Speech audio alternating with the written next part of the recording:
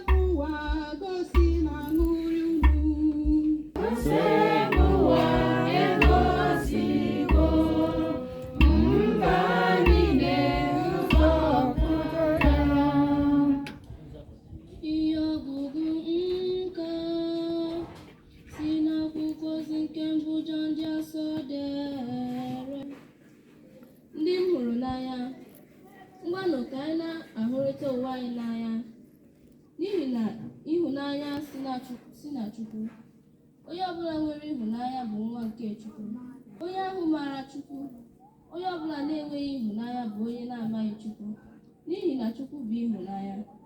Ịhụnanya Chukwu nwere n'ebe anyị nọ bụ nke oge o zitere naanị otu nwa ya ka anyị si na ya nwee ndụ.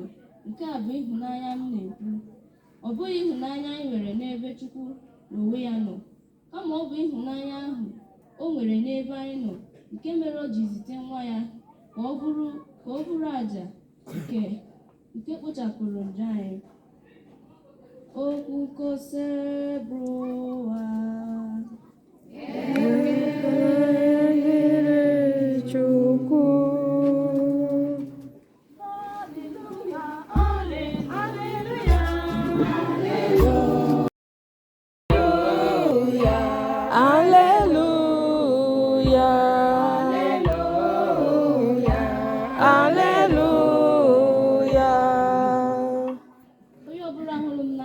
ga-edebe iwu ya. Nna m ga-ahụ iwu ya n'anya. Anyị ga-abịakwute ya. Hallelujah, hallelujah, hallelujah, hallelujah, hallelujah, hallelujah, hallelujah, hallelujah. Hallelujah. Onye nwe anyị nọnyere unu. Nọnyekwara gị. Ihe nke a si n'Oziọma dị Asọ nke Jọn dere.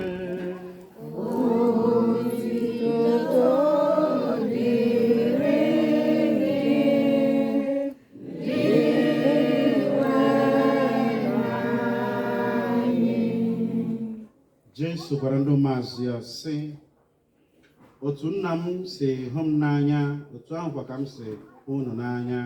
Nọgidenụ n'ịhụnanya m. Ọ bụrụ na unu edobe iwu m niile, unu ga-anọgidesi ike n'ịhụnanya m.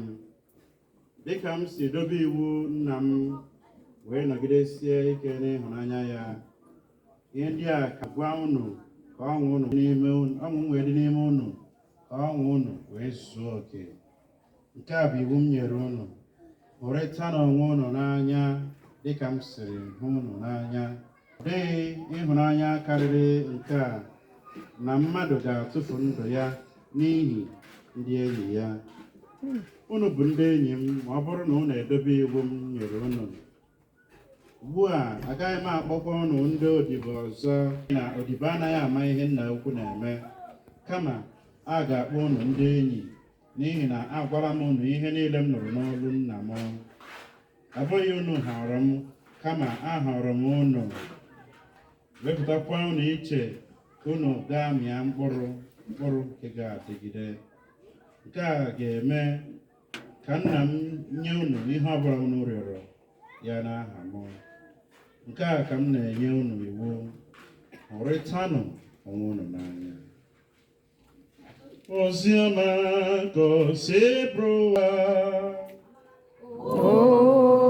Otito dere Kristi. Ka anyị si n'oziọma nke nnata mgbaghara nke nzara. Amen.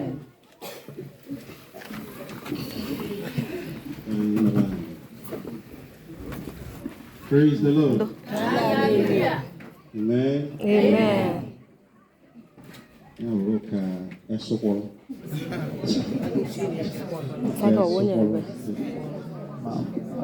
Maybe apostolic work about for you be a drum. Say me go put near Sokoro. Some mamma would be do to. I want my near Sokoro. See me o Messi. Why gallo will go to tell me pineapple. So now Bunny is on a now Jum. He's in Kenevin, Shani Palma go away for. So come to is she in the hair in Yasoporo? I'll give you that support. Now, I mean, you could know we have him now, best support. Because he's in Gallo, the woman did not go afternoon, he has our F. Okay, cooling and do it. You got to take us on now. Support. Say that you go on a go, I don't know, okay, support. Oh, when we got us in down. And I will, and I won't be here to tell Tom what I'm doing. I won't, and so forth. I'll be here 1,000 up where 1,000 up where who's a hand up on one, and so forth. So you need to be unique. Lord, our Amen. Amen. Tata, the case in the whole green eye, my camber, my key, my key talk. When I do go to the joke, I saw for a bazaar. So I got your son. He had put a tally, he never had trouble, Honanya. When I borrow ordinary Honanya, Honaya and Carbunki, Jason, I was there, and I got Hosey, Muddy Binanya, or to Yanu, I say, and four. He didn't have a go before. I said, Mother for Mother, I can't say. We had an one in Kumbobona. Omadi beginning a Kagisi. Oh, the Akadesi took us, I was in a Wesley Hose Italian corner to you now. You to mayo to Ahabo. Now, Evo Putagodat in Leviticus chapter 19. One day, Madam Dome Israel. Funo, Umunu Nanya, Funo Madibu Nanya, you tourist again, Funo Nanya. The Jesu Gazelle no one. nọ n'ụwa jegharịa kpagharịa na ụfọdụ mmadụ afọ ọkwa onwe ha n'anya. Kedu ka ị ga-esisi onye afụghị onwe ya n'anya jee mee gịnị? Ịfọdụ ibe ya n'anya. Onye ọbụla afụrụ onwe ya n'anya ga na-eche ọ bụ na mme mmadụ ụdị ihe dị otu a, kedu ka ọ ga-esi dị ma ọ bụ na eme ya. Mana ife ndị afụghị onwe ha n'anya, ha akpọchigo obi ha tụnyere ekwensu kii. Ọ ya bụ na mmadụ ga-afụta nwa ole egbe gbaa onye dị ka ya nwa mmadụ ibe ya. Ọ ya bụ na mmadụ ga-anọnwụ fụ na ihe na-agalụ mmadụ ibe ya ọfụma, ọ na-ebu ya iwe. O wechaa iwe nke o ji bụrụ mmadụ, ọ stil chọọ ihe ọ ga-eme onye ahụ mechakwa ma mee ya site n'itinye ụmụ ọtụmọkpọ na nshi na aja ndị 30 naira m na-etinye ọrụ ndị mmadụ. Ndị ụmụelu obi dị otu a afụghị onwe ha n'anya, maka ana m eche ọ bụ na ịfụrụ onwe gị n'anya, ị ga na-eche ihe a na-achọ ime onye a kedu ka ọ ga-esi dị ma ọ bụ na eme gịnị. Ọtụtụ mmadụ iji gosikwaza na ha afụghị onwe ha n'anya anaghị enyere onwe ha aka n'ụzọ dị iche iche.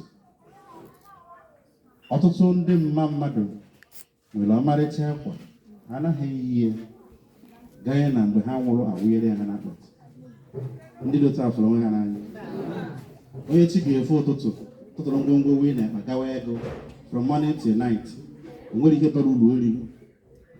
Ya butekwana n'ugbo ebe ahụ weta painiapụl ndị chara ọfụma, o dewe ọ ga-ele ọfụma. Akwụkwọ nri ọ kọgburu n'ugbo ọkpata ndị dịcha nwa nit tii na ọ ga-eme gịnị. Ndị ga-echawazịrị mmanụ owere eri painiapụl ndị mbe tafọrọ ọ mbe nata painiapụl mbe tafọ painiapụl ya na ọsa ọnwa nke unu ata ewuru nke dị mma lee mgbe ụwa dị mma ha ruo nke dị mma nye onyinye. Mana nke ụgbọ ozuchie ya ike, ihe ọ na-eche bụ ya nwee ndị bịara ịtụnye ọgwụ n'ugwu eke ọkwụọ ya, ọ bụ ndị bịara ile ọgwụ ukwu na ọgwụ ikpere onye ha. Ọ ebe ego ndị mmadụ ụfọdụ na-apụta ịkọ ihe bara uru onye ahụ ga-eji ego ahụ mee o kweghị. Ebe egote azụ gote n'ume ochie ofe, mmadụ bịagharịa ọrụ ogotezie ezigbo azụ wee shiri ya ahụ. Ndị na-eme ụdị dị otu a, Chukwu jikere na ekele gị si ụmụ odibo gị ndị abịara ịkwado ọrụ gị isonye na-akọ n'ubi gị na-akọkwazi n'ugbo nke ya. Chukwu biko lekwa ha aka ha ndị ọzọ wee were ọ na ha nwere obi wepụta wee nye gị maka ọrụ nke gị. Chukwu dịka ha na-akwado ọrụ gị, biko kwadokwazịa ha, kwado ezinụlọ ha, bawanye akụnụba ha, mee ka ọ dịrị ha na mma site na Kristi onye nwe anyị. Chineke jikere na-egozi ma chekwa bụ na nwa na mmụọ nsọ. Udo dịrị unu. Kọrọ na Jesu aka n'isi na ọ dị n'isi. Thank you so much.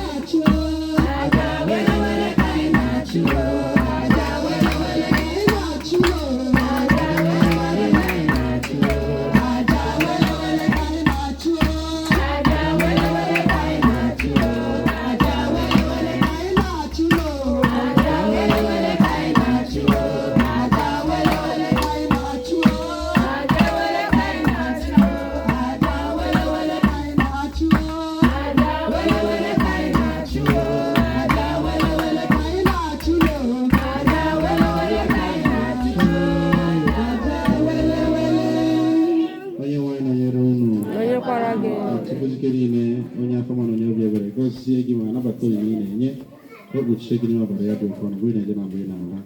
Ihe na Kristo pụta ihe ahụ na-enye ya bụ Chukwu kwụghachi mmaji pụrụ mmaji site na Kristo onyenwe anyị. Chineke jikere na gọzie na nwa na mmụọ nsọ. Udo dịrị unu. Kpọrọ Jesu aka n'isi.